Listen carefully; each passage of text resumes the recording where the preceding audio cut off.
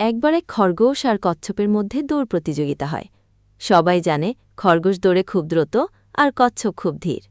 সেই পুরনো গল্পের মতোই খরগোশ মাঝপথে বিশ্রাম নিতে গিয়ে ঘুমিয়ে পড়ে, আর কচ্ছপ ধৈর্য ধরে হাঁটতে হাঁটতে শেষ লাইনে পৌঁছে যায়, জিতে যায়।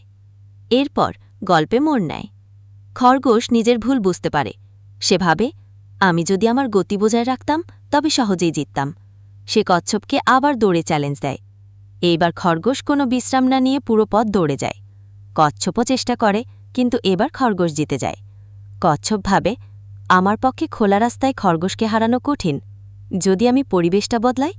সে এবার খরগোশকে আবার দৌড়ের আহ্বান জানায়, কিন্তু রুট এমন রাখে যাতে মাঝখানে নদী পার হতে হয়। দৌড় শুরু হয়। খরগোশ নদীর ধারে এসে থেমে যায়। সে সাঁতার জানে না, আর কচ্ছপ ধীরে ধীরে নদী পার হয়ে দৌড় শেষ করে। সে জিতে যায়।